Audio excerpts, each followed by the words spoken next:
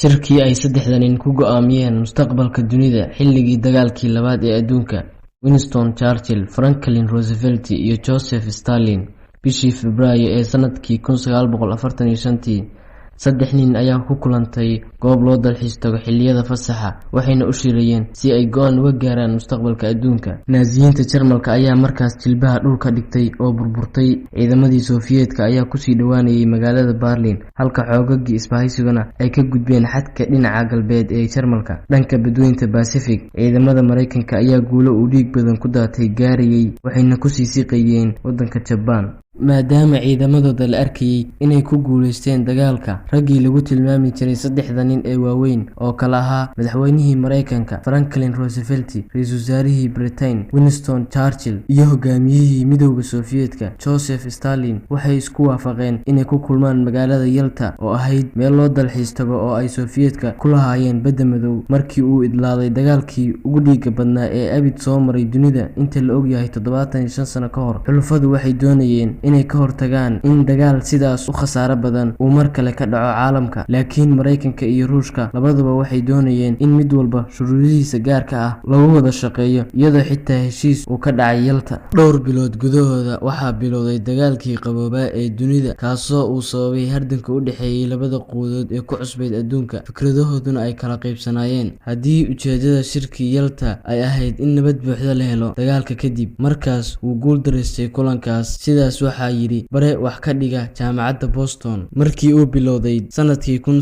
1945, naasiyiinta Jarmalka waxay ku jabeen dagaalka. Waddanku wuxuu isku dayay inuu iska caabiyo dhinacyadii kusoo duulay, inkastoo ay sii wiiqmaysay awoodiisa, laakiin natiijadii dagaalka wax shaki ah kuma jirin. Dhanka bariga Yurub, ciidamadii midowda Sofiyeetka ayaa guul ka qaatay militariga Jarmalka kadib markii ay 4 sano dagaalamayeen. Kadib dagaal socday in ka badan 3 sano, ciidamadii Sofiyeetka waxay ka adkaadeen militariga Jarmalka, waxayna ku sii socdeen magaalada Berlin. Waxaa la qiyaasaa hal ka mid ah 7 ruux ee muwaadiniinta Sofiyeetka ah ay ku dhinteen dagaalka, waxaana lagu sheegay inay dadka ka dhintay isku darkooda ahaayeen 27 milyan oo qof. 3 meelood 2 ka mid ah waxay ahaayeen rayid. Qaar ka mid ah dadka cilmiga u leh dagaalkaas wayba ka sii badiyaan tirada intaas. Magaalooyinkii waaweynaa ee waddanka iyo dhulalkii qaniga ahaa waxaa burburiyay dagaalka. Warshado, beero iyo xitaa guryo kuma harin dhulkii uu dagaalka saameeyay. Maxay ahaayeen ujeedooyinka hogaamiyayaasha? Joseph Stalin waxaa ka go'nayd inuu dalkiisa mar kale cagaha ku istaago. Wuxuu Yalta tegay isagoo doonaya inuu galaangal weyn ku yeesho arrimaha ka socda bariga Yurub, uuna isaga hormuud ka noqdo si loo badbaadiyo dhammaan dalalka xubnaha ka ah. Wuxuu sidoo kale doonayay in la kala qaybiyo oo dhaqaale ahaan loo burburiyo Jarmalka si uusan mar dambe halis u noqonin abid. Stalin wuxuu ogaa in dalalka reer galbeedka oo keliya ay ku xirnayd in arrimahaas la hirgeliyo. Winston Churchill wuu fahansanaa ujeedooyinka Stalin. Bishii Oktoobar ee sanadkii 1944 bayna ka wada hadleen habkii uu Ruushka damacsanaa in loo kala qaybsado maamulka bariga Yurub. Wuxuu sidoo kale ogaa in ciidamadii Sofiyeetka ee ka adkaaday Jarmalka ay weli aaggaas ku sugnaayeen, kana tiro badnaayeen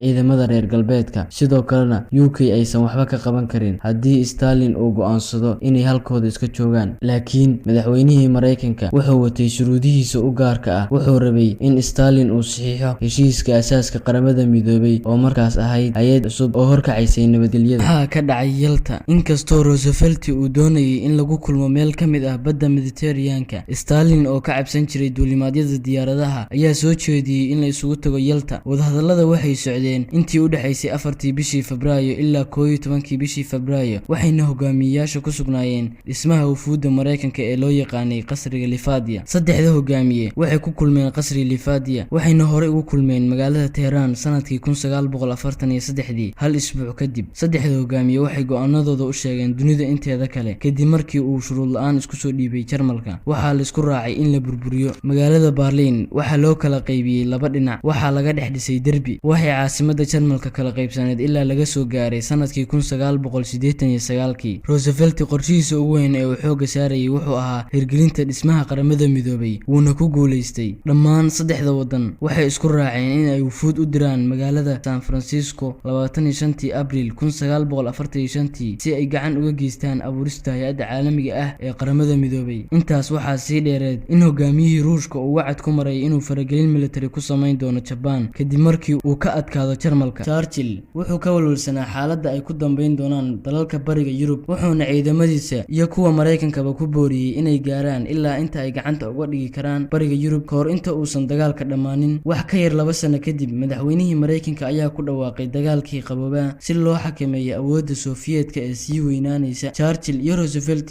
labadaba waxaa lagu dhaliilay inay wado u fureen Stalin markii lagu shirayay Yalta, laakiin sida iska cadayd, madaxweynaha Mareykanka iyo ra'iisul wasaaraha UK ma aysan haysanin awood ay wax badan ku qabtaan maadaama Stalin uu lahaa ciidamo badan oo markaas dagaal ku guuleystay.